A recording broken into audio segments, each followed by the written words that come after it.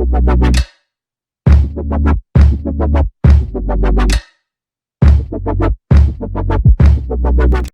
up dude, balik lagi sama gue Blind Man Jack, dan kali ini gue sama Cak Fu. Siap, terima kasih. Bahru Fuad, anggota Komnas Perempuan. Ya, komisioner Komnas Perempuan. Komisioner Komnas Perempuan. Komnas Perempuan. Istilahnya komisioner juga ya? Ya, komisioner juga. Oke, komisioner Komnas Perempuan. Periode dengan 2000. disabilitas. Iya, betul. Lu pertama kan ya? Ya, pertama. Periodenya? Periode 2020-2024. 2020-2024. Jadi Ya. masih 2 tahun lagi nih ya menjabat ya? Ya, kira-kira begitu. Asik. Ya, gue sama Cak Fu ini temen lama kita ya. Betul Bang, lama kita nggak ketemu. Sekarang udah sukses jadi YouTuber. Alhamdulillah. Amin aja dulu lah pokoknya, amin ya. Amin. Kita kenal tuh 99-2000 gitu ya? Ya, tahun 2000 sekitar ya? 99 tahun 2000 lah, awal-awal gitu lah ya. Ya, dan Tapi sebenarnya enggak loh Bang, kita kenal itu 97. 97 waktu itu saya masih ingat kita ada workshop di Sar Gede. Hotel Sar Gede 97. Iya, pertama kali di situ. Betul. Jadi itu 97 Masian. Tapi abis itu gue nggak pernah aktif lagi. Oh begitu, ya. Abis Sar Gede itu, Kayaknya Bang Jack udah nggak aktif. terus gue nggak aktif, gue kuliah, selesai kuliah baru gue aktif lagi. Betul. Ya, itu di Sar Gede kita membahas soal Undang-Undang Nomor 4 Tahun 97. Nah, ini yang gue pengen tanya sama lo nih. Kalau lo tuh menjadi komisioner Komnas Perempuan, ya, ini emang passion lo atau gimana sih? Karena dari dulu gue inget banget lo kalau masalah undang-undang, masalah policy, kebijakan dan lain sebagainya itu gue tahun 97 aja, yang mana waktu itu kita masih usia belasan gitu ya. Itu gue udah terkesima gitu loh dengerin lo yang gila nih kayaknya kitab undang-undang ketelan apa gimana gitu loh. Tapi gitu. emang lo kayaknya punya passion di sana atau gimana sih? Ya, sebenarnya sih passionnya bukan pada spesifik pada undang-undang atau kebijakan ya, tapi lebih kepada passion saya itu memperjuangkan hak asasi manusia. Oke. Nah, termasuk hak asasi manusia itu ya termasuk hak-hak teman-teman disabilitas gitu ya, karena teman-teman disabilitas itu kan juga sebenarnya memiliki hak yang sama dengan manusia yang lainnya, cuma selama ini mengalami diskriminasi lah Bang. Begitu. Oleh karena itu di dalam rangka passion memperjuangkan HAM itu ya saya masuk ke semua kamar lah. Istilahnya. Itu ada kamar Komnas Perempuan saya masukin aja gitu kan. Dan lo ini apa namanya penyandang disabilitas pertama yang apply untuk Komnas HAM atau sebelumnya? Sebelumnya sudah ada ya. Apply ya untuk bukan kalau bukan apply ya. Kalau dulu kemarin kan gue ngobrol sama Cak Wawa tuh. Kita dulu pernah ada anggota komisioner yang disabilitas juga. Ya, tapi sepertinya setiap periode itu selalu ada yang apply gitu kan. Betul. Cuman nggak termasuk lo juga masuk apply. Iya, aku apply juga nggak masuk ya. Betul. Kalau Komnas HAM, Komnas Perempuan setahu lo? Masih pertama saya Mas Yan. Ya, jadi masih saya pertama dan ya semoga nanti bisa berlanjut lah Bang. Ada yang meneruskan. Mudah-mudahan. Tapi modal lo apa sehingga lo berani akhirnya untuk ngajuin diri menjadi anggota menjadi komisioner Komnas Perempuan? Iya, jadi kan sebenarnya sebelum itu Bang, sebelum saya apply itu kan sebenarnya saya juga mengajak kepada teman-teman aktivis perempuan disabilitas ya, itu ada lowongan, ayo masuk gitu kan. Tapi ternyata nggak tahu ya, ada yang melamar tapi tidak terseleksi atau memang ada yang nggak termotivasi untuk masuk begitu. Saya juga dalam rangka apply karena itu, kita juga punya HWDI ya, Himpunan Wanita Disabilitas Indonesia. Itu adalah satu organisasi yang spesifik untuk memperjuangkan hak perempuan dengan disabilitas, dan itu juga tempat perempuan dengan disabilitas untuk ekspresi lah, berkarya juga. Kita punya tokoh-tokoh gerakan perempuan disabilitas yang keren-keren seperti Mbak Dwi Aryani, kemudian ada Mbak Nuning, Maulani Sulu, Mbak Nuning, ada Mbak Nurul Saada, ada Mbak siapa namanya Mbak Lulu di situ Bondo. Itu kan keren-keren semua. Betul. Tapi saya nggak tahu apakah mereka itu tertarik untuk apply atau kemudian apply memang belum masuk, tapi saya apply aja Bang.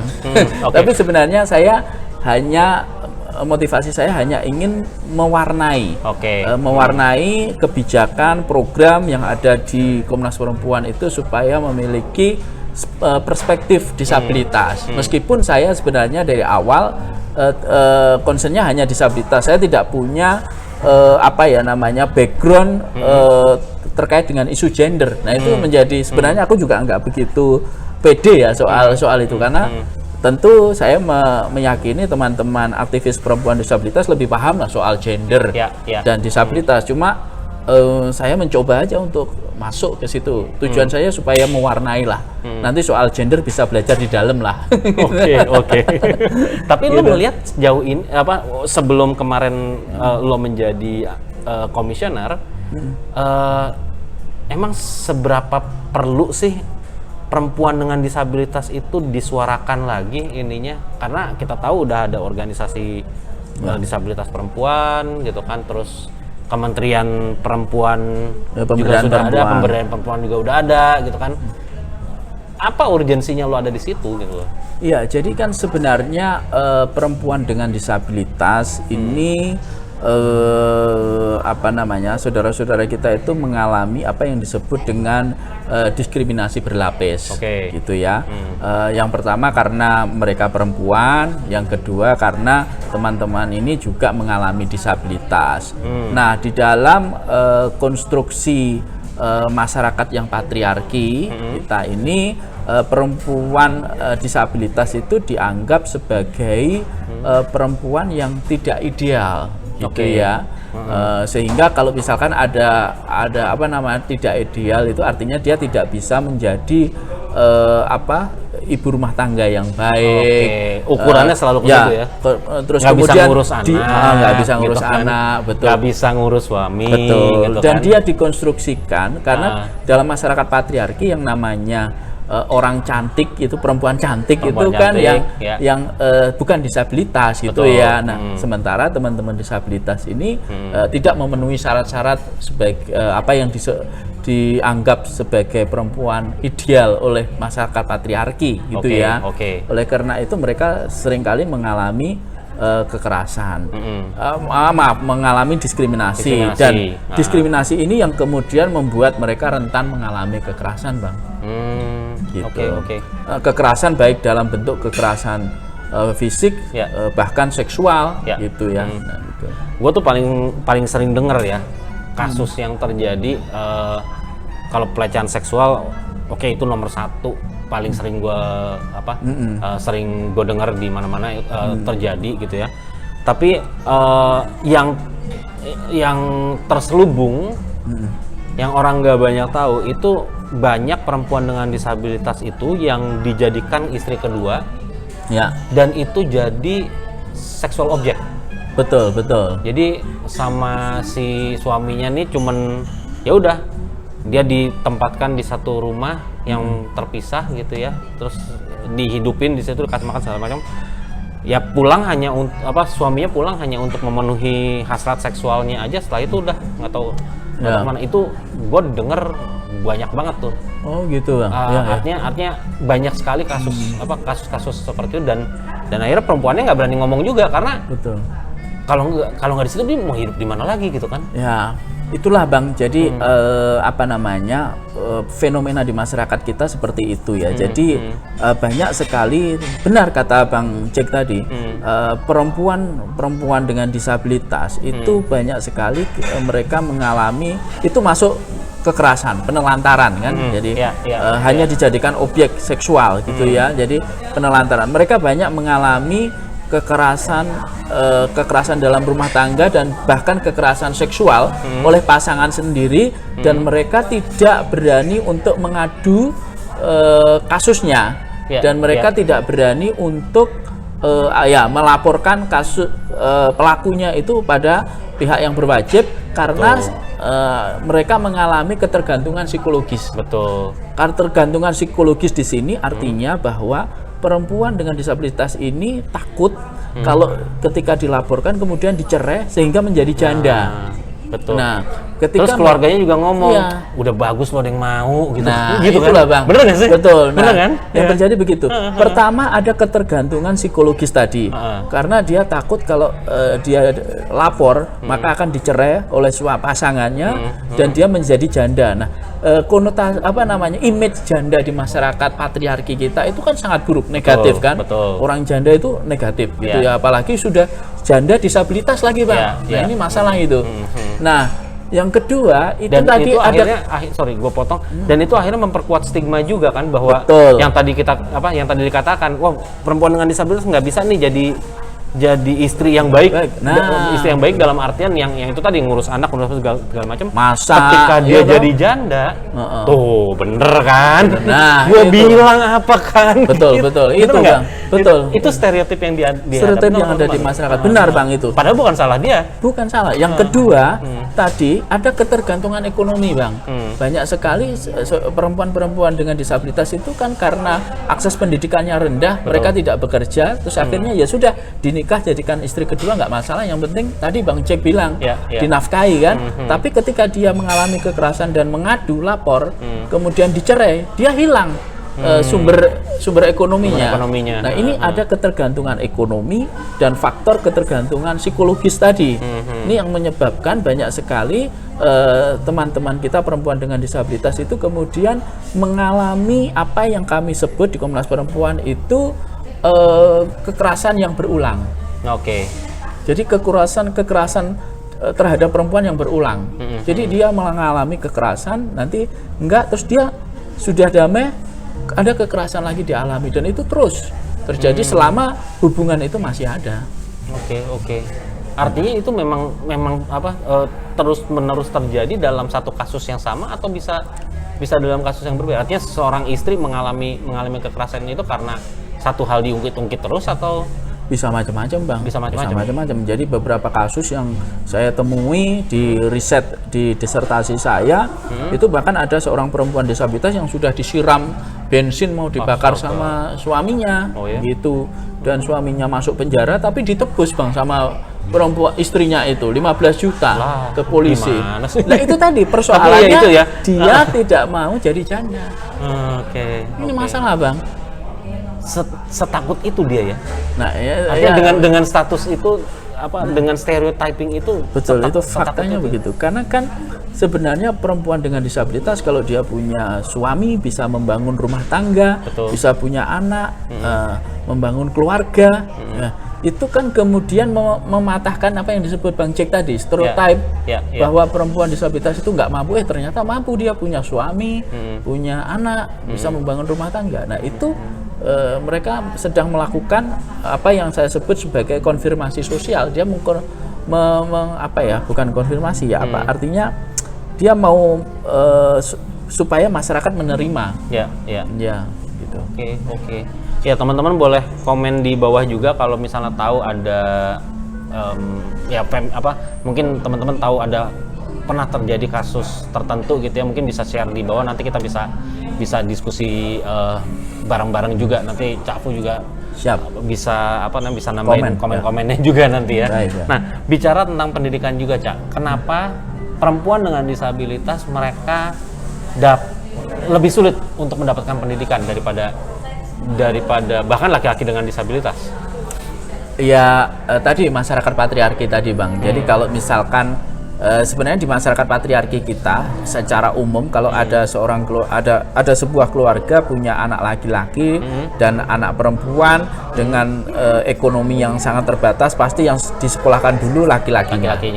Ya, karena menurut pandangan masyarakat kita, laki-laki ini adalah tulang punggung keluarga. Kalau perempuan itu nanti ngikut suami aja, nggak usah sekolah tinggi-tinggi. Itu masyarakat kita. Begitu juga kalau di dalam disabilitas gitu kan, sama.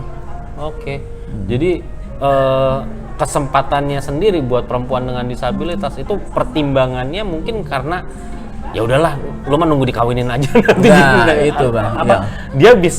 Dia bisa tanggung jawabnya masih bisa dipindahin. Betul. Gitu ya, ke orang lain gitu kan. Itu mungkin yang dipikirkan oleh orang tuanya, oleh masyarakat juga gitu kan. Yang penting nanti siapa yang bisa ngurusin dia, udah. Tapi kalau laki-laki dia punya tanggung jawab untuk ngurusin Betul. gitu kan. Ya, keluarga. Bahkan laki-laki dengan disabilitas pun mungkin ada tuntutan, Iya, ada tuntutan seperti itu juga nggak sih? Iya, betul. Oke. Sama, itu kan masyarakat patriarki kita secara umum begitu, melihat laki-laki lebih utama daripada perempuan. Gitu. Nah, lo sekarang posisi lo sendiri sebagai seorang laki-laki sebagai komisioner Komnas Perempuan, menurut lo itu satu keuntungan atau justru kerugian ketika lo ada di dalam Komnas dengan posisi lo sebagai laki-laki? Ya, posisi saya sih kalau dalam ini di Komnas Perempuan itu kan menganut Paris Principle, Bang. Paris Principle itu mengakomodasi, jadi komisionernya itu berangkat dengan latar belakang expertise dan keberagaman yang bermacam-macam ya. Oke. Baik dia laki-laki dan perempuan, kemudian dari agama bermacam-macam gitu. Nah, saya ini mewakili dari laki-laki juga dan juga sebagai orang yang mengalami disabilitas, sehingga persepsi saya sebagai laki-laki terhadap perempuan itu juga dibutuhkan. Karena kan selama ini yang menjadi pelaku kekerasan terhadap perempuan itu kebanyakan laki-laki. Nah, lalu butuh seorang komisioner laki-laki untuk memberikan persepsi dari laki-laki untuk persoalan-persoalan perempuan. Sementara saya juga sebagai orang yang pengalaman menjadi disabilitas, nah itu juga di Komnas Perempuan butuh seseorang yang memiliki pengalaman ya, pengalaman bukan hanya pandangan tapi pengalaman menjadi disabilitas itu bagaimana. Karena Bang Jack juga tahu ya, kalau ilmu tentang disabilitas kita bisa baca buku, Bang. Iya kan? Ya. Tapi kalau pengalaman menjadi disabilitas nggak bisa ditransfer, Bang. Nggak bisa. Kan? Itu harus dialamin sendiri. Makanya kita kita adalah expert di bidang disabilitas itu bukan karena bukunya, karena kita ngalamin. Bukan karena sekolah tingginya kan, tapi karena pengalaman gitu. Sama Bang Jack juga begitu. Bang Jack sebagai disabilitas netra itu saya walaupun kita sudah berkawan bersahabat lama, tapi saya tetap tidak bisa secara pas itu kemudian mewakili apa yang dialami oleh Bang Jack juga nggak bisa, karena nggak punya pengalaman saya. Nah itulah oleh karena itu Komnas Perempuan butuh orang yang seorang disabilitas yang benar-benar dia mengalami disabilitas dan punya pengalaman itu untuk kemudian mewarnai tadi setiap program, kebijakan, advokasi begitu dari perspektif disabilitas. Tapi ketika lo menjadi seorang komisioner Komnas Perempuan dan lo harus bicara tentang gender, lo bicara tentang perempuan dengan disabilitas, lo harus ngomongin tentang laki-laki dengan disabilitas juga nggak sih? Iya. Artinya kalau kita misalnya perspektifnya adalah perspektif gender, lo juga ngelihat dari posisi sebagai perspektif laki-laki disabilitas. Ya banyak kan, Bang. Jadi misalkan kalau kita sedang ketemu kasus kekerasan terhadap perempuan, pelakunya adalah laki-laki dengan disabilitas. Nah itu kan butuh juga ya persepsi ya. Jadi saya juga menyuarakan tentang hak-hak disabilitas gitu ya, baik secara umum, meskipun dia sebagai pelaku, karena bisa jadi itu harus dicermati apakah dia melakukan itu karena memang ada benar-benar istilahnya terdorong oleh benar-benar motivasi dia sendiri, atau memang seorang disabilitas itu ketika dia menjadi pelaku kekerasan itu ada faktor-faktor lain. Misalkan kalau ada disabilitas dengan disabilitas intelektual atau disabilitas dengan psikososial ya, gangguan mental itu kan kita juga nggak bisa serta-merta kemudian menghakimi bahwa itu karena kamu pelaku jadi harus dihukum. Nah, saya harus memberikan perspektif itu juga, walaupun kita di Komnas Perempuan begitu. Nah, itu masuk juga. Tapi saya lebih banyak kemudian sebenarnya dalam kerja-kerja di Komnas Perempuan itu membangun perspektif dan mengarus utamakan inklusi disabilitas. Jadi ketika saya masuk jadi komisioner, itu kemudian saya mengusulkan kepada teman-teman di komisioner untuk membentuk tim disabilitas di dalam Komnas Perempuan, dan saya menjadi salah satu komisioner yang pengampu. Oke. Gitu. Itu jalan sampai sekarang. Jalan sampai sekarang. Ya semoga Bedanya apa dengan adanya tim itu, apa perbedaan yang terjadi di dalam? ya perbedaannya kemudian semua kebijakan bisa kita awasi. Oke. Jadi program kebijakan yang di Komnas Perempuan itu kemudian saya bertanggung jawab untuk memastikan bahwa program Komnas Perempuan itu memiliki perspektif disabilitas. Misalkan salah satu aja yang sederhana, yang praktis-praktis misalkan. Ketika saya sudah jadi komisioner, kemudian security front office itu dilatih tentang bagaimana dorong kursi roda, bagaimana menggandeng teman-teman, tunanetra, ada training begitu. Kemudian saya ketika saya masuk itu kemudian sekarang bagian umum kalau ada acara seperti ini Bang di luar itu mereka sudah tahu standarnya, pilih hotel yang aksesibel, yang ramah dengan disabilitas. Itulah salah satu yang kecil, tapi yang besar ya masuk di dalam kebijakan, advokasi, begitulah. Kalau dari segi kinerja pemerintah sekarang, gue nggak tahu nih ya, mungkin teman-teman juga pengen tahu juga sebenarnya cakupan kerja lo sebagai seorang komisioner itu sampai mana sih lo bisa melakukan monitoring kepada pemerintah, lo ngawasin lah apa yang dilakukan pemerintah. Lo bisa nggak sih misalnya kayak suatu kementerian, kemarin gue juga sempat ngobrol sama Cak Wawa tuh tentang kejadian yang ada perempuan dengan gangguan jiwa yang dia dipecat dari PNS karena dia harus terapi dulu sekian bulan gitu ya. Nah, lo sejauh mana sih lo sebenarnya bisa bertindak sebagai anggota komisioner Komnas Perempuan ketika ada satu kasus yang dilakukan oleh pemerintah atau mungkin ada kebijakan yang keliru yang dilakukan oleh pemerintah? Ya, jadi masing-masing lembaga itu kan punya mandat yang berbeda-beda ya, dan kita bekerja berdasarkan pada mandat itu. Nah, mandat Komnas Perempuan itu sebatas hanya memberikan rekomendasi dan masukan kepada pemerintah. Jadi tadi kalau misalkan dibilang soal kebijakan, bagaimana Komnas Perempuan itu melihat kebijakan pemerintah, kami punya namanya subkomisi reformasi hukum dan kebijakan. Jadi kami komisioner itu kemudian mengkaji semua kebijakan-kebijakan, misalkan yang dikeluarkan oleh pemerintah. Pertama, apakah kebijakan itu memiliki perspektif kesetaraan gender apa tidak? Itu karena tugas kami ya. Berpihak pada hak perempuan tidak. Yang kedua, kemudian ada nggak di kebijakan itu yang mendiskriminasikan kelompok-kelompok minoritas, khususnya perempuan. Jadi misalnya minoritas itu perempuan disabilitas, kemudian perempuan dari agama minoritas, kemudian perempuan dari suku minoritas, begitulah. Tapi perspektifnya tetap perempuan, tapi ya tadi.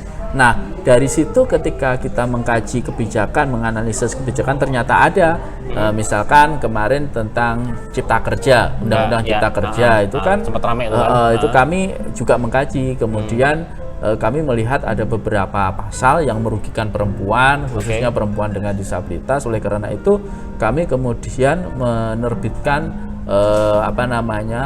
surat rekomendasi atau policy brief, yang kemudian juga penyikapan, surat penyikapan yang ditujukan kepada pemerintah untuk mengamandemen, untuk melakukan perubahan di undang-undang itu. Advokasinya di situ, Bang. Nah, pertanyaan gue, ketika lo misalnya lo dalam artian ini ya Komnas Perempuan. Ya, Komnas Perempuan memberikan rekomendasi, pertanyaan gue adalah didengerin nggak? Nah, itu kan urusan lain. Itu artinya seberapa besar sebenarnya powernya Komnas Perempuan untuk bisa memonitor rekomendasi mereka? Ya, kalau kita memonitor bisa ya. Jadi kita memonitor sejauh mana, itu selalu kita pantau. Dan kemudian kalau tidak terlaksana, kita terus mengadvokasi. Tapi kan lagi-lagi kekuatan sebagai lembaga HAM nasional, kami itu kan tidak punya kekuatan untuk menegur, kekuatan untuk memberikan sanksi ya. Nah, sehingga memang lobbynya itu belok muter, Bang. Jadi kalau misalkan yang kita tegur kementerian tapi nggak jalan-jalan gitu ya, kita muter aja, kita menghubungi KSP misalkan, ketemu dengan KSP gitu ya. Nah, nanti KSP-nya biar yang negur, gitu. Jadi atau kita surati presiden, nanti presidennya yang akan. Nah begitulah. Jadi karena lo lembaga di bawah presiden ya. Kami sebenarnya bukan di bawah sih, kami setara ya, karena lembaga HAM nasional itu tidak masuk di dalam eksekutif. Kami lembaga nasional HAM ya. Jadi kami memang dibiayai oleh pemerintah APBN. Cuman posisi kami adalah sebagai pemantau dari kebijakan pemerintah. Jadi kita memberikan masukan kalau ada. Jadi bukan di bawah pemerintah. Nah, tadi lo udah nyinggung sedikit tentang KSP nih, buat teman-teman yang nggak tahu. Kita tuh sebenarnya udah banyak juga kan ya, teman-teman disabilitas yang dalam tanda kutip menelusup gitu kan ya, sudah berhasil melakukan penetrasi ke eksekutif, ke pemerintahan gitu ya.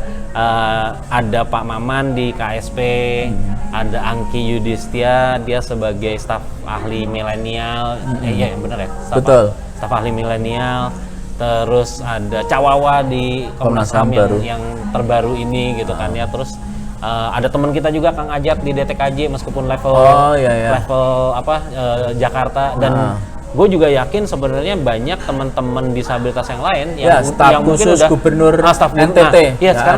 Sekarang kan udah banyak tuh kayak misalnya staf sus sama apa sih istilahnya kayak tim percepatan pembangunan gitu ya. Betul. Nah, itu setahu gue tuh udah banyak banget yang melibatkan teman-teman disabilitas di dalamnya gitu. Jadi kayak mereka jadi kayak staf sus atau staf ahli gitu kan. Nah, kemarin gue juga tanyakan ini ke Cawawa. Kalau lo sendiri melihatnya ini satu strategi pergerakan atau justru malah membuat pergerakan disabilitas advokasi disabilitas itu malah jadi mencara kemana-mana? Iya, sebenarnya itu malah strategis, Bang. Jadi harapan saya dulu, nah ini buka-bukaan aja. Dulu 2015 itu kan ketika masih undang-undang disabilitas masih jadi draft, itu kan salah satu pasalnya adalah mengamanatkan pembentukan KND, Komisi Nasional Disabilitas. Betul. Dan saya adalah satu-satunya. Saya lupa, saya menyebut KND. Maaf. Saya adalah satu-satunya aktivis gerakan disabilitas yang menentang dibentuknya KND pada waktu itu. Banyak. Dan itu saya tulis di Kompas, gitu kan. Dan saya sempat dimusuhi dalam tanda petik oleh para aktivis ya, karena kok nggak aktivis disabilitas kok nggak setuju KND. Karena pada waktu itu saya berpikir kita para aktivis harus masuk di seluruh lini. Jadi jangan membentuk komisi tersendiri, tapi kita masuk di dalam lembaga-lembaga atau komisi-komisi yang sudah eksis, existing institution misalkan, seperti Komnas HAM, Komnas Perempuan, KPAI, Ombudsman, dan lain sebagainya. Kementerian-kementerian kita masukin, karena saya yakin bahwa mereka itu selama belum ada orang dengan disabilitasnya yang duduk pada posisi-posisi strategis untuk membuat kebijakan, maka kebijakan mereka pasti tidak memiliki perspektif disabilitas. Bisa dipastikan begitu. Oleh karena itu, saya waktu itu mengharap kita masuk melakukan gerakan infiltrasi di semua lini, gitu. Nah, itu akan mempercepat sebenarnya proses pembangunan inklusif itu. Nah, ini dengan adanya sekarang banyak saya pikir itu akan sangat bagus gitu loh. Tapi kan sekarang KND sudah ada. Nah, kalau bagi saya KND sudah ada, ya namanya nasi sudah menjadi bubur, ya kan? Kita harus berpikir bagaimana buburnya enak dimakan. Betul. Sekarang posisi saya sekarang menjalin komunikasi baik dengan teman-teman KND dan mendorong mereka untuk secara manajemen, secara kelembagaan itu semakin kuat untuk melakukan gerakan-gerakan inklusif itu. Nah, kalau lo sendiri melihatnya sekarang dengan adanya KND ini, harusnya apa yang bisa mereka lakukan dalam segala karena gini, mungkin gue jelasin sedikit mungkin ini konten gue paling serius kayaknya nih. Tapi gue juga pengen teman-teman ngerti gitu ya. Artinya teman-teman disabilitas dan non disabilitas juga ngerti gitu bahwa KND itu Komisi Nasional Disabilitas itu dibentuk dan dia berada di bawah kementerian, gitu kan. Nah, ketika dia di bawah kementerian, akhirnya dia tidak punya ruang lingkup yang cukup luas. Dia sangat terbatas. Nah, kalau dari lo pribadi, lo bisa berharap apa sih dari KND yang taruhlah dia memang masih di bawah satu kementerian gitu loh, dia akan tunduk pada regulasinya, pada kebijakan dari kementerian itu, dan ya itu gue sih fair-fairan aja gitu. Apa yang bisa lo harapin dari sebuah komisi yang terjebak di dalam kementerian? Kalau menurut saya KND itu kan sama dengan Komnas Perempuan posisinya, bahkan lebih kuat KND. Komnas Perempuan itu basis pendiriannya itu pada Perpres, peraturan presiden. KND juga ada Perpres tentang KND kan. Cuman KND ini kemudian dimandatkan oleh undang-undang, jadi statusnya lebih kuat. Nah, secara kelembagaan KND itu sebenarnya independen ya, secara kelembagaan. Dia sama dengan komisi HAM, Komisi Nasional HAM yang lain seperti Komnas HAM, Komnas Perempuan gitu. Memang di dalam soal soal keuangan, administrasi keuangan, dia di bawah satuan kerja, satkernya Kemensos. Jadi uangnya itu lewat Kemensos pembayarannya, gaji, operasional dan lain sebagainya. Nah sebenarnya, tapi kalau secara kelembagaan dia, kalau melihat dari undang-undang dan perpresnya itu dia mandiri, independen gitu. Nah harapan saya adalah pertama ya teman-teman komisioner yang sekarang itu membangun fondasi yang kuat, yang kokoh bagi KND untuk memposisikan diri memang benar-benar sebagai lembaga nasional HAM. Gitu ya. Cara kerjanya jangan sama dengan cara kerja kementerian atau lembaga gitu ya. Nah, tapi gimana caranya dia lepas kalau misalnya dia harus mengikuti peraturan dari kementerian itu sendiri? Tapi tidak Bang, jadi kalau saya lihat mereka punya cara kerja sendiri karena diatur di dalam lembaga itu kan. Jadi dia tidak sama dengan kementerian, hanya uang negara itu dilewatkan dari rekeningnya, kasarannya lewat rekening, namanya kalau di dalam tata negara, kelembagaan negara itu satker, satuan kerja. Uangnya aja yang dilewatkan, tapi secara program dia nggak tanggung jawab ke Kemensos. Tidak dia, saya jamin dia tidak bertanggung, dia justru bertanggung jawabnya ke presiden, karena dia berdiri atas nama Perpres gitu ya. Nah maka yang harus dilakukan tadi itu, teman-teman komisioner yang sekarang itu harus membangun fondasi bagi KND ke depan gitu ya. Nah yang berikutnya, ini kan sudah banyak aturannya, undang-undang dan lain sebagainya. Tugas teman-teman komisioner sekarang ini adalah menginventarisasi seluruh peraturan, kebijakan, kemudian menganalisa. Pertama, apakah undang-undang itu sudah berjalan dan berpihak pada disabilitas. Yang kedua, ada nggak undang-undang yang tumpang tindih? Nah, kemarin saya sempat diundang oleh teman-teman KND. Saya sarankan kepada teman-teman KND, Anda jangan terjebak pada pekerjaan-pekerjaan teknis, menerima pengaduan. Itu bukan tugas KND, bukan, itu tugas Kemensos itu. Itu tugas ombudsman. Ombudsman itu. Jadi kok teman-teman KND jangan terjebak kemudian ada pengaduan ada teman tunanetra kejeblok misalkan ke Solokan terus lapor ke KND itu jangan. Ini juga satu hal yang kemarin gue ngobrolin sama Cak Wawa ya, artinya gue khawatir dan sepertinya akan terjadi gitu, di mana mohon maaf bukan mengecilkan kasusnya, tapi ada kasus-kasus yang memang harusnya tidak dipegang oleh Komnas HAM, diadukan ke mereka gitu kan. Kayak tadi gitu kan, gua jatuh dari busway gitu kan, Kejedot. kejedot gitu kan, apa namanya nggak aksesibel, lapor Komnas HAM, ya lu salah juga salah kalau juga, jangan ke situ ya, ada pengaduannya juga gitu. Nah, saya kemarin begitu bilang sama teman-teman di komisioner KND, itu bentuk-bentuk pengaduan menurut saya tutup aja, tidak usah. Jadi kalau ada kasus-kasus kita jangan buka pengaduan. Karena apa? Sampai nanti akan habis waktunya untuk menanggapi pengaduan itu. Satu.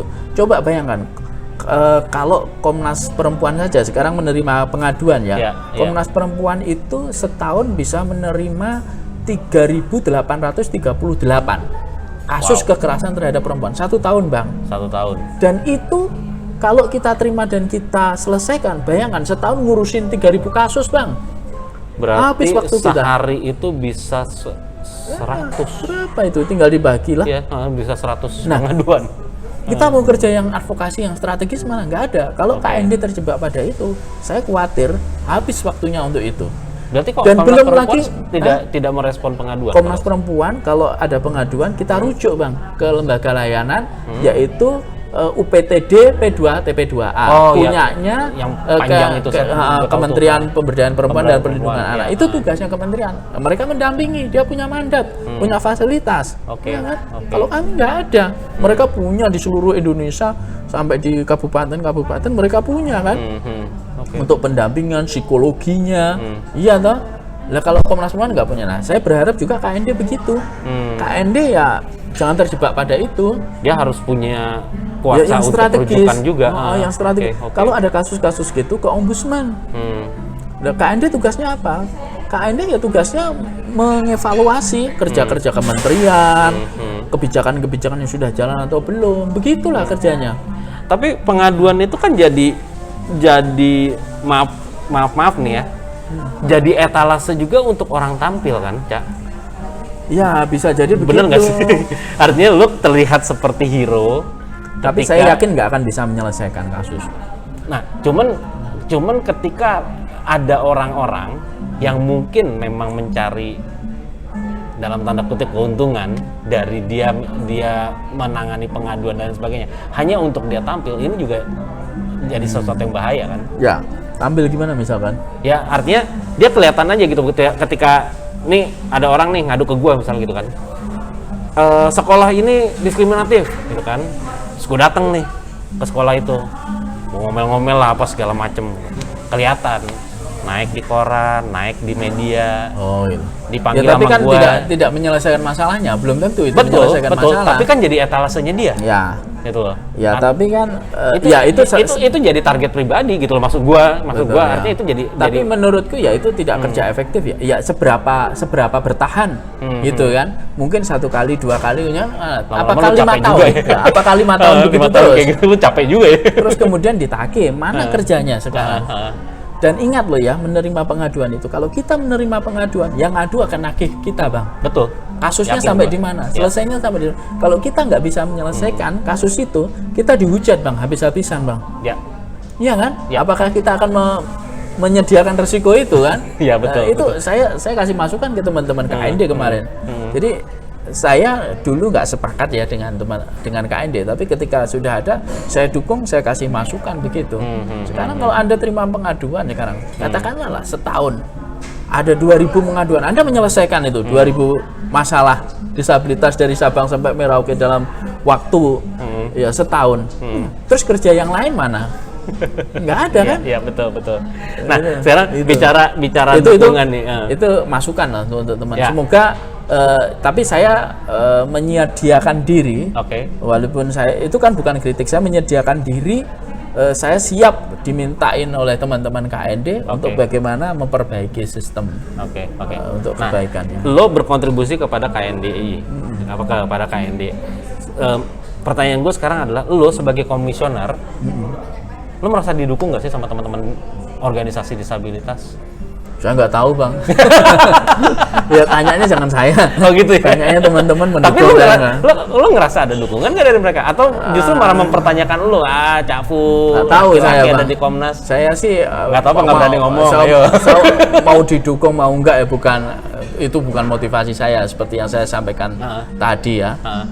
Misalkan teman-teman organisasi disabilitas nggak dukung saya juga nggak masalah, saya tetap bekerja, saya tetap berkontribusi. Didukung ya kalau didukung pun ya didukung apa kan gitu kan.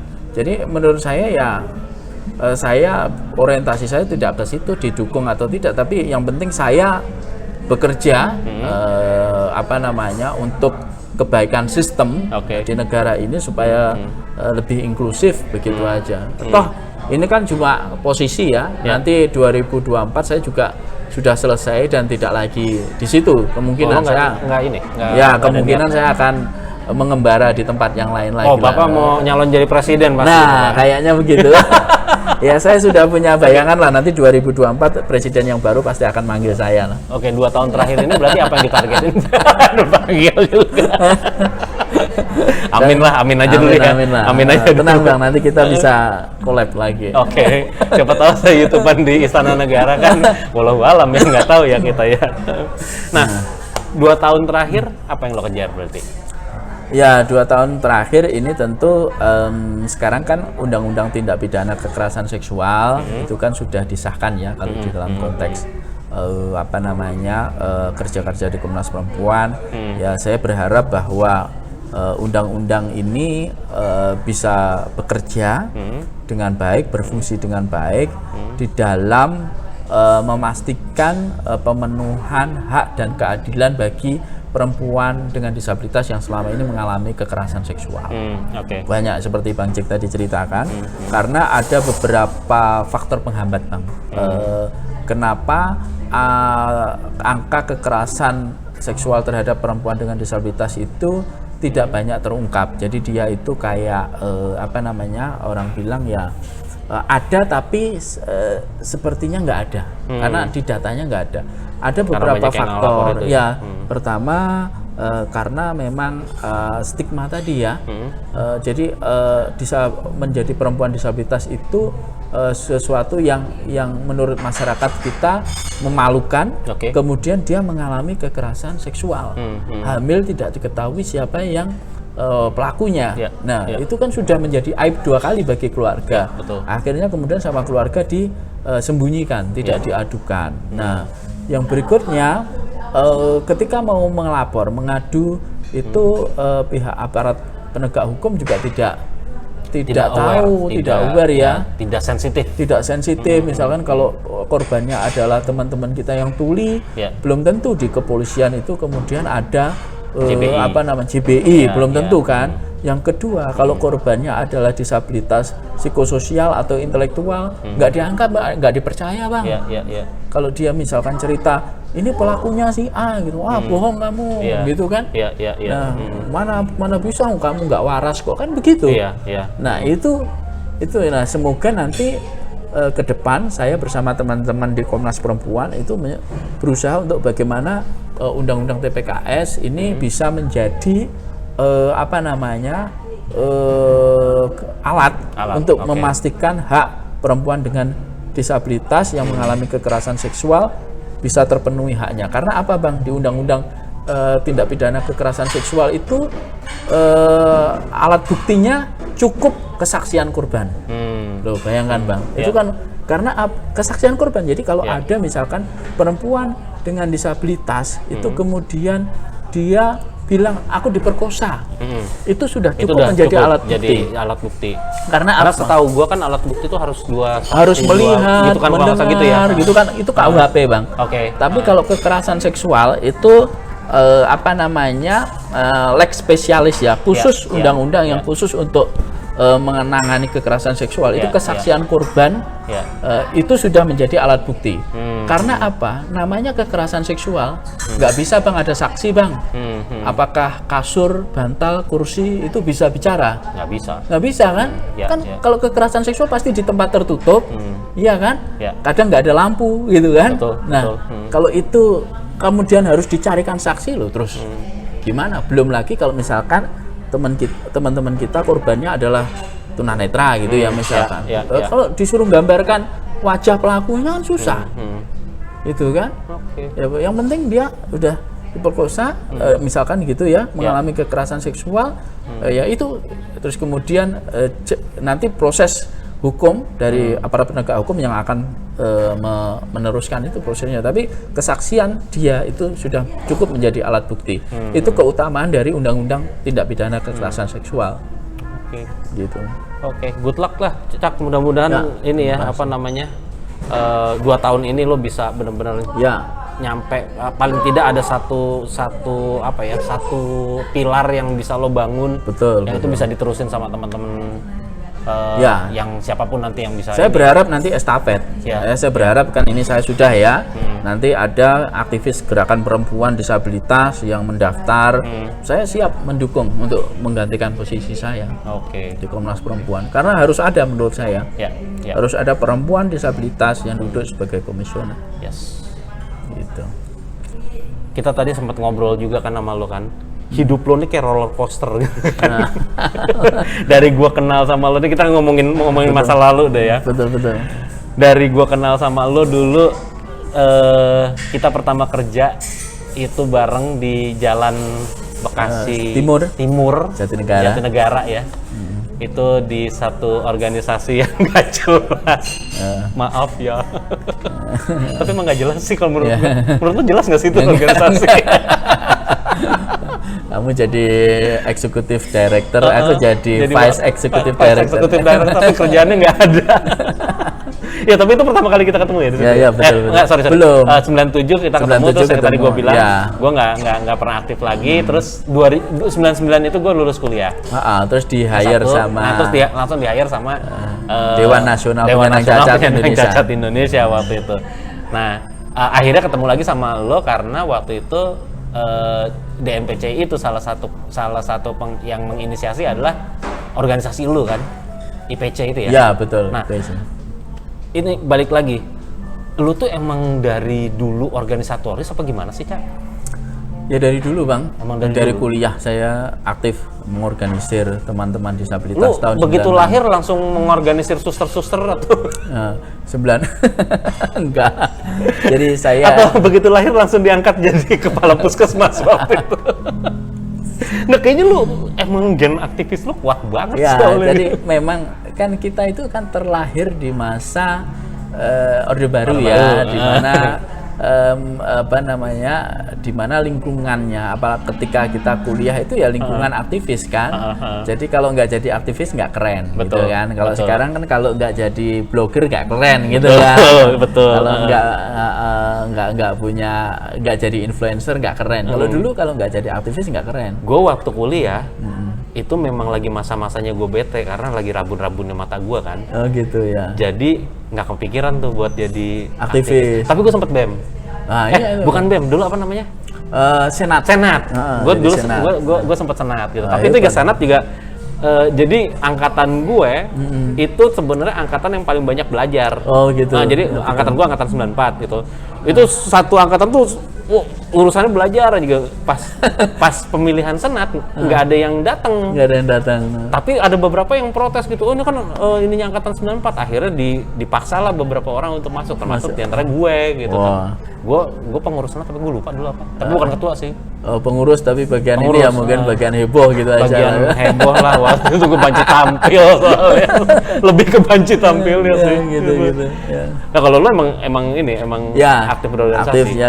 Saya dulu di Intra maupun yang di ngenalin Extra. lo dengan organisasi kayak gitu-gitu siapa sih? Dulu memang saya kan waktu itu ada dulu penataran P4 ya Bang, zaman dulu.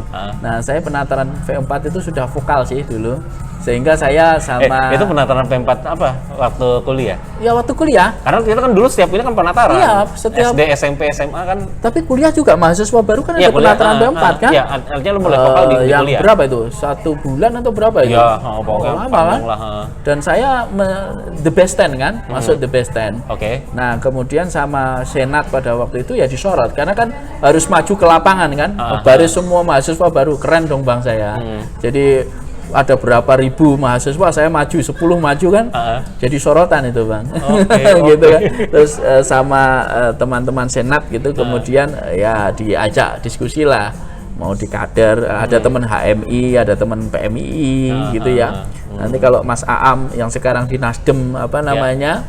sekarang jadi legislatif di Nasdem, mungkin ingat lah nonton ya. Saya dulu di kantor sama Mas Aan ya. Mas Aan itu dulu ketua PMII Jombang ya pada waktu itu. Jadi ajak ngobrol. Soal ya gerakan mahasiswa. Nah, pada waktu itu memang saya tidak begitu tertarik ya untuk organisasi-organisasi di kayak HMI, PMII begitu, karena saya melihat sudah terlalu banyak. Tapi ketika saya melihat banyak teman-teman disabilitas itu yang kemudian menjadi pengamen, menjadi jual isi korek gitu kan, jual koran gitu. Saya hati saya terpanggil lah untuk mengorganisir mereka. Akhirnya saya bentuk IPC itu tadi, Bang. Gue dulu ngelihat teman-teman jadi tukang pijat, jadi pengamen, jadi gue mikirnya ntar gue kayak gitu kali. Ya kan zaman dulu kan semua tunanetra kan dilatih jadi tukang pijat. Nah sementara tadi gue bilang kan gue anak ayam tanpa arah tuh waktu itu tuh. Jadi begitu ketemu mereka boro-boro kepikiran organisasi. Ya Teguh kayak begitu ya gue. Makanya. Gitu. Nah terus kita mulai kerja tuh kan di NPCI ya. Jujur gue sih ngerasa bersalah ya sama lu, karena waktu itu gue bilang sama ya salah satu penggedenya ini lah, gue nggak mau nyebut nama ya. Masih ada orangnya. Jangan nonton. Dan gue juga menghormati salah satu pendirinya gitu, karena emang gue respect banget sama beliau gitu. Nah tapi gue minta waktu itu untuk Cakfu di Jakarta deh gitu, temenin gue gitu. Iya, gue yang minta lu gitu, karena waktu itu background gue tentang organisasi juga nggak terlalu kuat, terus gue kayaknya dikasih tanggung jawab yang besar gitu kan. Dan kesannya waktu itu ini organisasi gede banget gitu. Loh, tujuannya pada waktu itu kalau Bang Jack masih ingat adalah menggugulkan salah satu pendirinya untuk duduk sebagai MPR di MPR sebagai utusan golongan, fraksi utusan golongan ya, fraksi dan itu berhasil. Iya kan? Betul berhasil. Makanya besar, kita lobby kemana-mana kan. Jadi dulu Yusril Iza Mahendra kita ketemu, Hasbalah M Saad, terus AM Fatwa, ketemu semua kita. Ernawi Tular. Kita masuk gedung MPR udah kayak orang keren itu, dan saya sebagai anak kampung gitu ya. Gue juga dulu ngerasa gitu loh. Keren udah masuk. Gila, gue masuk gedung MPR DPR gitu. DPR ketemu Hasbalah, ikut sidang, ketemu fraksi. Itu tahun 2000 itu. Tahun 2000, bener tahun 2000 itu. Dan itu gue juga nggak di situ tuh gue. Artinya emang gue tuh banyak belajar dari lo sama Joni Yulianto ya. Karena itu kan teman-teman aktivis muda gitu yang memang berangkatnya dari grassroots, tahu keadaan di lapangan tuh kayak apa gitu. Nah, terus makanya ketika gue jujur aja ya, ketika kita waktu itu masuk ke gedung MPR ketemu dengan tokoh-tokoh saat itu, gue pikir kita pahlawan. Ternyata kita hanya diperalat. Ya nggak apa-apa untuk latihan kan. Akhirnya kan bener-bener. Tapi lo punya perasaan yang sama nggak sih? Ya hampir sama lah. Sama lah. Kita kan sering ngobrol juga. Kalau di kantor sekretariatan yang sebenarnya bukan sekretariatan itu kan. Kantor yang busuk itu. Ya kita kan sering curhat kan, saling curhat gitu kan. Ini sorry ya kalau teman-teman banyak yang nggak ngerti ini dua orang ngomong apa sih. Gue emang hari ini pengen nostalgia aja sih sama Capo, karena like 22 years ya. Iya, udah lama. Gila ya, 22 tahun gitu. Sudah berkawan lama gitu. Dan kita tuh memang belajar dari awal, dari nol, terus akhirnya, nah dari situ lo dalam tanda kutip kabur ya? Kabur. Ya, karena nggak betah Bang. Fasilitasnya nggak ada. Kaburnya ke Belanda lagi lo? Belum ke Belanda. Pulang dulu. Saya izin ada training di satu nama Jogja, tapi habis itu nggak balik. Habis itu nggak balik lagi, saya ditinggalin. Habis aku kan karena Bang Jack kasihan juga, saya tidur di bekas hotel gitu kan. Iya. Akhirnya saya sering nginep di kamar Bang Jack kan kalau malam minggu. Malam minggu udah Cak ke ini gua aja. Ke rumah gua aja gitu. Nyokap gua tuh sampai sekarang tuh suka nanya itu Capu apa kabar gitu. Saking seringnya nginep di rumah. Habis gua kasihan soalnya. Betul. Iya. Dan itu tuh tempat emang apa ya, karena waktu itu kita digaji juga underpaid banget. Underpaid, ya. iya, betul. Terus Cak Pu juga sebagai perantau, Iya. nggak mungkin lah dengan gaji Kos, segitu ya, bisa kos. hidup atau ngekos atau apa gitu, dikasih lah tempat tinggal tapi nggak layak, sangat nggak layak. Akhirnya kabur balik lagi. Dan Terus lo itu kemana waktu itu? Hah? Ya ke Jogja itu. Ke Jogja. Jadi saya pulang izin saya niati saya dapat training kan di Jogja di Satu Nama untuk training tentang aktivis lah organisasi. Dan itu kan nggak balik saya, nggak balik. Dan kita masih ingat dulu kalau pulang ke Bangcek kan kita selalu gandengan itu Iya, sore kan. Betul. Nah, di Taman Jatinegara itu. Ya. sambil digodain bencong. Dan teman kita preman-preman. Ya, dan teman kita preman-preman, daerah situ preman. Jadi yang tahu daerah Perumpung dulu kan banyak pangkalan truk tuh di situ tuh. Kantor kita di belakangnya. Di belakangnya pangkalan truk itu. Jadi kita kenal tuh sama preman-preman. Makanya kadang-kadang kalau gue pernah temen gue datang ke kantor situ, terus dia bilang gue kecopetan. Akhirnya dipanggilin tukang tada copet di situ. Ya kan aku juga awal-awalnya kan juga takut bilang sama Bang Jack itu di situ ada preman tuh. Gimana orangnya tatoan ngeri gitu kan. Terus Bang Jack bilang udah tenang aja. Dia nggak akan ngerjain kita karena pamali. Menurut Bang Jack kan preman-preman itu pamali menganu orang disabilitas. Waktu itu kan orang cacat itu ya. Betul. Jadi mereka takut sebenarnya. Itu juga satu hal yang unik ya. Lo ngerasa nggak sih kalau orang tuh tapi nggak tahu sekarang kayaknya udah banyak berubah. Ya. Tapi kalau dulu gue lebih ngerasa banyak orang yang bantuin gue di jalan Betul. atau di terminal ketimbang ketika gue masuk mall. Iya betul. Betul nggak sih? Iya. Ya kan? Saya juga gitu kalau di pasar yang ya banyak teman-teman orang-orang yang lebih peduli ya. Ya. Dan ya itu tuh ini banget common banget gitu ya. Common, ya. Makanya dulu kan kita di terminal waktu kita cari angkot di terminal Rawamangun. Kan itu terus kita pindah angkot apa gimana gitu, terus saya bilang Bang Jack di situ ada preman, udah tenang aja. Dia nggak akan terus akhirnya premannya malah nanyain Bang Jack mau kemana Bang gitu kan, pulang ke rumah gitu kan, malah dibantuin. Iya. Dan mereka tuh dengan seadanya mereka dalam artian ya udah pokoknya gue mau bantuin yang lu diangkat lah, yang gue main dipeluk apa pokoknya, jangan gangguin gitu. Ya. Dari situlah saya belajar tentang kemanusiaan, Bang. Sebenarnya saya percaya bahwa setiap orang itu punya sense kemanusiaan ya, humanity itu ada di semua manusia. Cuma kan bagaimana kita bisa mengasah itu dan menghormati. Prinsipnya kan ketika kita menghormati orang lain juga akan menghormati. Itu prinsip kemanusiaan. Setuju gue. Gitu. Nah, cuman gue juga sangat menyayangkan ya, artinya kalau kita kan masih aktif juga nih di pergerakan disabilitas sudah. Regenerasinya tuh susah banget. Ya. Artinya anak muda dengan disabilitas saat ini, ya di satu sisi gue bersyukur ya kalau mereka misalnya lebih memilih untuk kuliah atau bekerja gitu ya, baik itu bekerja di kantoran ataupun wirausaha. Gue sih sangat bersyukur gitu, tapi gue agak sedih aja ketika mereka nggak bisa ngeluangin waktu untuk aktif di organisasi, berkontribusi dalam pergerakan kayak gitu-gitu. Nah, kalau menurut lo kenapa sih anak-anak muda ini tidak seperti kita dulu? Apa karena memang kita gabut banget waktu itu? Zamannya berubah, Bang. Zamannya berubah. Sekarang kan era digital. Mungkin pengorganisasian itu juga sudah melalui digital ya. Tapi kalau saya melihat sudah baguslah kemajuan ya. Mungkin memang eranya berbeda dengan kita dulu kan.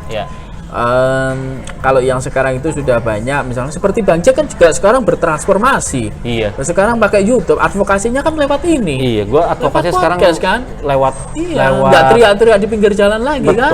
Betul. Iya kan. Nah, itu saya lewat pikir stand up komedi, lewat stand up YouTube komedi. Ya. Karena memang itu media yang sekarang diterima oleh masyarakat dan banyak digunakan oleh masyarakat.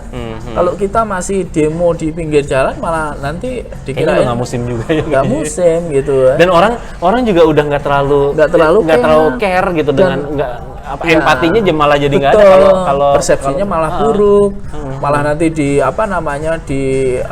haters di netizen itu kan jadi kejam-kejam kan ya, nanti dikirain kita pasukan nasi bungkus kayak apa.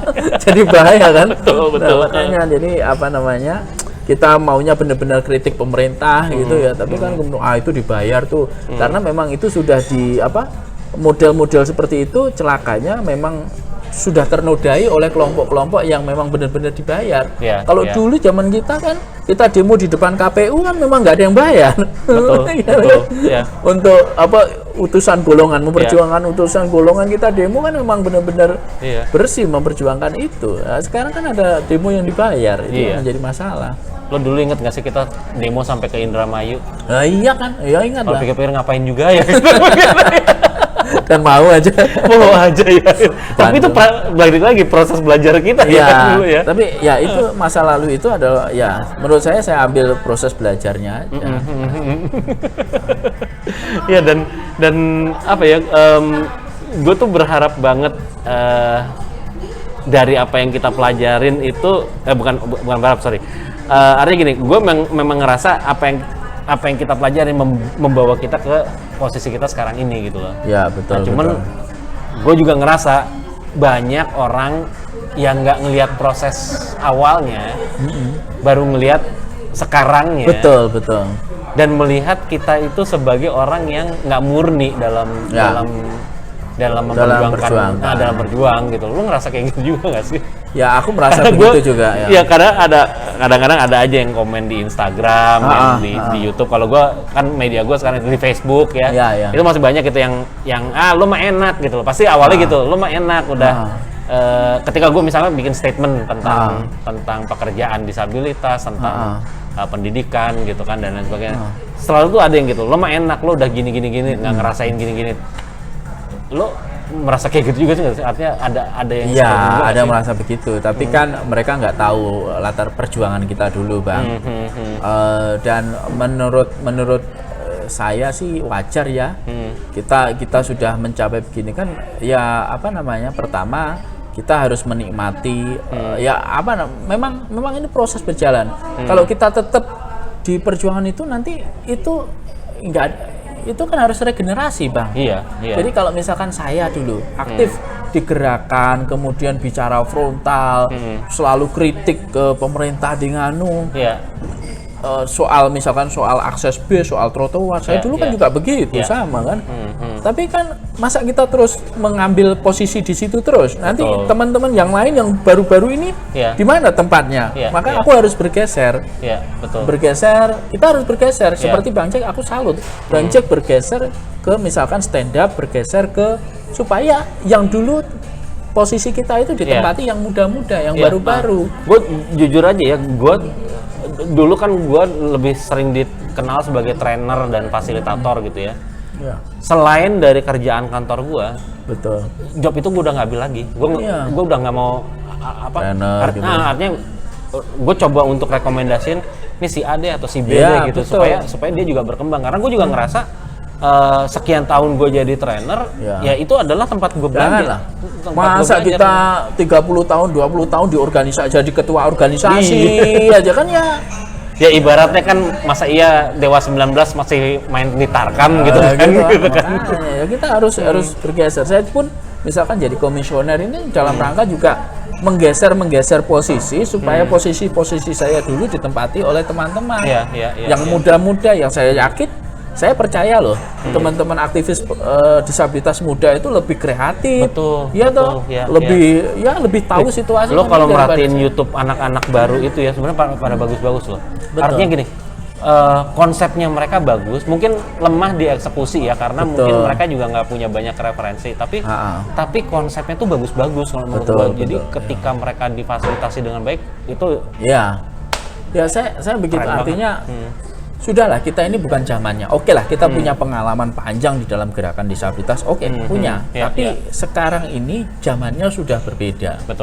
Sehingga memang harus anak-anak muda yang sekarang aktivis-aktivis disabilitas muda yang sekarang sekarang seperti Dimas Mukaram, kemudian teman-teman Perdik yang muda-muda itulah yang kemudian posisi-posisi menempati advokasi itu. Nah, kita itu sekarang harus sudah mulai banyak menciptakan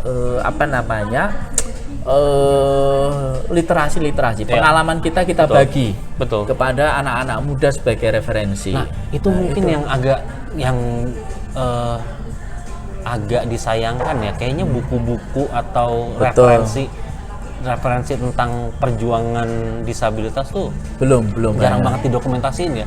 Dan itu juga salah satu kenapa gue bikin YouTube sebenarnya. Nah, ini daripada susah nulis ya mendingan ngobrol. Gue kan emang gak seneng nulis juga ya. Kemarin aja ketika gue kuliah lagi tuh kan gue baru tuh dipaksa lagi untuk nulis, tapi gue emang lebih suka ngomong kayak gini gitu loh, dan ini kan jadi terdokumentasi juga. Sekarang juga orang ya trennya sekarang orang daripada baca buku mendingan nonton YouTube kok. Betul. Kalau memang niatan kita untuk niatan kita untuk referensi menceritakan masalah pembelajaran ya nggak apa-apa. Ya, tapi memang harus ada yang nulis juga. Ya. Dibagi-bagi sih kalau menurut gua, artinya nggak ada yang ultimate juga ya, bahwa wah sekarang video lebih bagus, wah sekarang nulis nggak. Kalau menurut gua tetap aja dibagi karena akan ada juga pangsa pasarnya di mana orang yang harus tetap baca gitu kan. Ada tetap orang yang gua lebih prefer untuk baca di iPad atau nonton di YouTube. Tapi prinsipnya ya kita harus ada dokumentasi. Satu dokumentasi kita yang sudah dalam tanda petik sudah, kalau disebut senior nanti terlalu tua lah, yang sudah tua aktivis gerakan tua ini yang sudah harus tahulah memberikan panggung kepada yang muda-muda. Kita di belakang mengamati, kemudian memproduksi pengetahuan itu, Bang. Nah, satu hal lagi yang gue lakukan juga, ini bukannya nyombong ya, tapi gue kenapa akhirnya geser ke stand up comedy, YouTube dan entertainment itu karena justru gue pengen punya penghasilan dari tempat lain, sehingga gue bisa punya dedikasi lebih banyak di organisasi. Betul. Gue nggak mau hidup dari organisasi gitu loh. Itu. Nah, karena menurut gue ketika lo hidup dari organisasi itu yang bikin lo jadi jadi mandek, dan lo nggak ngelancarin kaderisasi kalau menurut gue gitu. Betul. Ya, itu sih, Bang. Ya, jadi ya mudah-mudahan lah pergerakan disabilitas kita bisa bikin benar-benar perubahan. Ya. Lo tapi ngerasa nggak sih lo like for the last 10 years kemajuannya tuh lebih pesat daripada 10 tahun sebelumnya? Ngerti nggak maksud gue? Lebih cepat, lebih. Artinya kalau lo ngelihat dari 2000 ke 2010 dibanding dengan 2010 ke 2020, itu perubahan itu lebih banyak ya?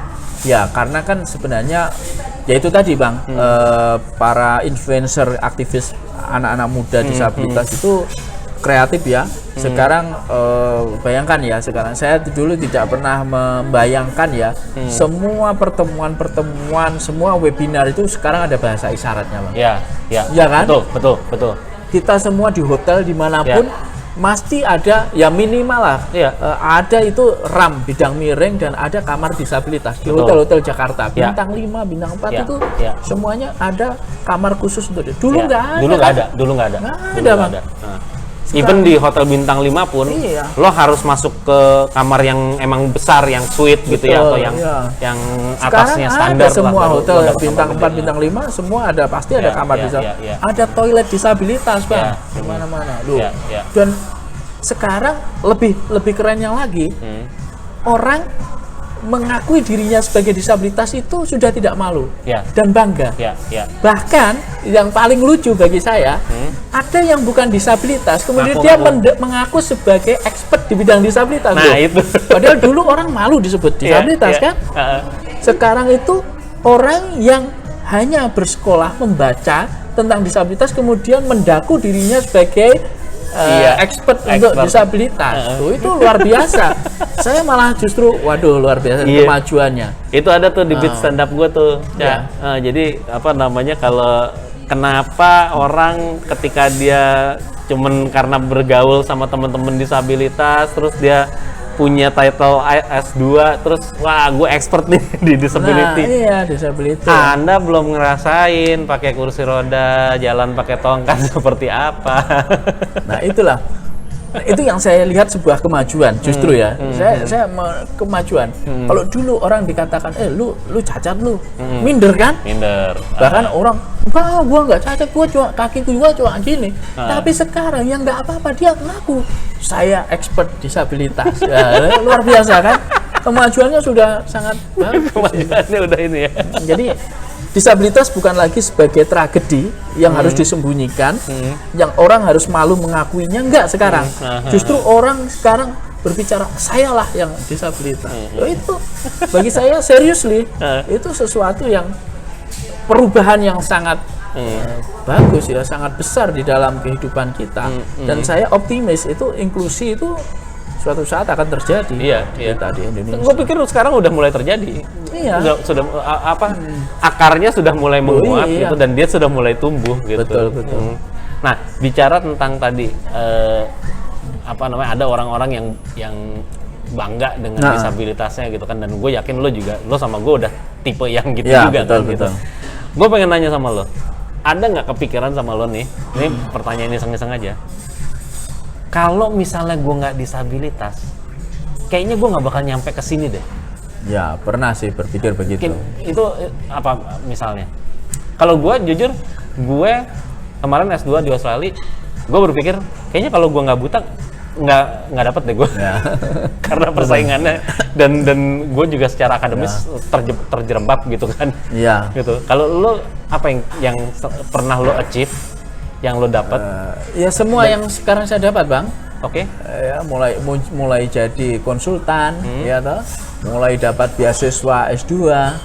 Ya kemudian diundang ngomong, coba orang ngundang aku kalau bukan disabilitas karena apa kan? Ya. Orang membayar saya, ya toh, sebagai seorang konsultan disabilitas bukan karena sekolah saya, Bang, karena disabilitas. Karena disabilitas lu, iya, bener. Begitu kan? Iya, gue juga gitu. Begitu kan? Karena saya disabilitas, pengalaman hidup saya sebagai disabilitas, bukan karena sekolah saya. Sekolah banyak yang sekolah sama kan? Iya kan? Ya, betul. Ya kan itu. Nah, saya pikir setiap individu ya, termasuk disabilitas itu ya dia adalah expert ya, di bidangnya. Makanya saya punya punya sebuah kalimat gitu ya. Everything you see on disability is not the fact. It is only perspective. Everything you hear about disability, it is not it is just opinion. Unless you experience it, gitu ya. Jadi keren. Apapun yang Anda lihat tentang disabilitas itu bukan fakta. Bukan fakta. Dia hanya perspektif aja. Apapun yang kamu dengar tentang disabilitas itu hanya opini. Ini hanya opini. Ya. Bukan bukan kenyataan gitu ya. Kecuali Anda mengalaminya. Maka kalau pengetahuan tentang disabilitas bisa ditransfer, Bang. Ya. Training bisa, ya toh? Baca buku bisa, baca artikel jurnal berjimbun bisa. Itu kalau mau tahu tentang disabilitas. Ya. Tapi kalau pengalaman disabilitas nggak bisa, Bang, kecuali dialami sendiri. Sampai mau menerangkan saya bagaimana menjadi orang buta kepada saya, walaupun itu 15 semester, nggak paham-paham. Ya, kan? Betul. Kalau sebaliknya, gue juga untuk pakai kursi roda, susahnya kayak apa ya? Gue hanya bisa membayangkan. Gue hanya bisa membayangkan. Harus dialami gitu. Kalau misalnya emang udah ngalamin baru. Gitu. Maka saya sangat menghormati setiap teman-teman disabilitas itu ketika dia bicara atas nama pengalaman dia, itu saya sangat menghormati. Nggak bisa kita menjudge. Oh itu salah, enggak begitu, semestinya begini. Contoh misalkan, Bang, ini menarik sekali. Suatu saat ada diskusi, konferensi gitu ya. Saya disabilitas, ada orang yang bergerak di bidang disabilitas, tapi dia bukan Ya. disabilitas. Oke. Membicarakan soal toilet disabilitas, Ya. diskusi fasilitas. Hmm. Menurut dia, toilet yang ada logonya disabilitas itu boleh dipakai oleh orang lain yang bukan disabilitas, meski ketika itu kosong. Oke. Ya, gitu ya. Jadi boleh dipakai, itu kan. Kalau pengalaman saya nggak setuju, Bang. Ya, Sama karena aku juga apa? Ketika aku butuh dan kebelet, ya toh, nggak bisa ditahan. Ternyata di dalam toilet itu ada orang. Iya. Dan ketika saya tunggu lama, ternyata dia keluar Non-disabilitas. bukan disabilitas. Ya. Ya kan? Terus itu gimana? Kan mengambil hak saya. Iya. Tapi kan itu kosong. Iya, kosong. Justru karena dipisahkan sendiri, itu fungsinya untuk itu. Iya. Iya. Karena apa? Saya kalau kebelet nggak bisa pakai Nggak punya alternatif lain. Nggak punya alternatif. Iya. Kalau Anda bisa lari, Lu bisa lari, lu bisa. ke toilet yang lain. Misalnya toilet sini penuh, Anda bisa ke toilet sebelah. Iya. Iya. Kalau saya sudah kebelet pakai kursi roda, mau lari gimana? Susah. Nah itu saya disalahkan, Bang. Nggak begitu teorinya. Loh, ini kan bukan. Nah itu gambarannya begitu ya, Bang ya. iya. Gambaran di kenyataannya begitu. Jadi nggak bisa saya. Saya menolak. Ya. Kalau toilet khusus disabilitas ya itu dikosongkan untuk disabilitas, gua jangan juga- dipakai. Iya, gue juga setuju karena memang apa ya, itu kan afirmatif buat teman-teman dengan Iya. disabilitas. Bahkan jujur aja, gue juga tidak setuju ketika teman-teman tuli dan teman-teman tunanetra pakai toilet disabilitas. Iya, betul. Karena prioritasnya adalah teman-teman kursi roda. Prioritas ya, kita bicara Iya. prioritas itu. Gue ngerasa bahwa gue masih bisa Bisa. punya alternatif gitu ya. Kecuali kalau misalnya memang gue atau ada orang yang tunanetra yang memang betul-betul harus didampingin Iya, gitu ya. betul. Sehingga sampai toilet trainingnya pun dia harus dibantu. Nah, itu dia bisa pakai toilet disabilitas. Nah, gue juga akan memberikan kesempatan kepada Kalau orang-orang teman-teman tuli kan nggak butuh toilet Nah, disabilitas. teman-teman tuli buat apa gitu loh? Kalau mereka kan bisa ngantri, mereka bisa Cari tempat lain. tempat lain gitu kan. Parah-parahnya bisa belakang pohon juga masih bisa gitu Ya, kan. Kalau ini kan kalau alternatifnya kan kayak gitu. Nah, Tapi itu kalau yang- teman-teman kursi roda kan nggak bisa gitu. Itu tadi lah, Bang, pengalaman menjadi disabilitas itu penting dan saya sangat menghormati pengalaman Ya, teman-teman yang menjadi disabilitas kemudian berbicara atas nama pengalaman dia jadi disabilitas. Saya sangat respect. Walaupun misalkan menurut saya nggak begitu, tapi ya pengalaman dia berbeda. Ya, ya. Tunanetra Bang Jack dengan tunanetra Joni Betul. beda. Ya, ya. Pengalaman Bang Setuju Jack gua. dengan pengalaman Joni beda. Bahkan satu tunanetra dengan yang lainnya pun beda. berbeda. Dan itu kita harus hormati. Gitu. Nggak bisa gitu, ahli disabilitas karena ahli disabilitas kemudian ini disabilitas itu A B C, nggak bisa. Iya, iya. Nggak bisa. Ya makanya gue juga kalau dalam menginikan mendeliver materi gue selalu bilang yang pertama Berdasarkan itu adalah pengalaman. pertama yang gue sampaikan ke mereka adalah ask questions kepada orang-orang tersebut. Betul. Gitu. Lu jangan nanya gue semua. Ya. Gue bisa kasih lo dasarnya, tapi lo harus perkuat itu dengan nanya ke orangnya. Betul, betul. Gitu. Jadi kalau lo nanyain tentang, Mas, kalau di Kediri orang dengan disabilitas WC-nya harus jongkok sama duduk, tanya sama mereka. Gue di Jakarta soalnya. Iya, betul, Gitu betul, loh. betul. Basicnya adalah toiletnya harus aksesibel. Ya, ya, Orang betul. nyaman dengan WC Betul. yang duduk. Ya. Tapi kalau ternyata mereka punya preferensi yang lain, ya diinikan saja gitu Betul, loh. ya betul. Itu. Nah, komen dah di bawah dah. Ya, mantap. Gitu. Oke, Cak. Oke, terima It's kasih. getting Bang. late. Gue tahu besok lo masih harus workshop lagi. Thank you banget Thank atas you banget, waktunya. Mudah-mudahan nggak kena copyright karena ini musiknya kenceng dari tadi. Nggak apa-apa, bagus lah. Nggak apa-apa lah gitu. Masa mau nuntut kita?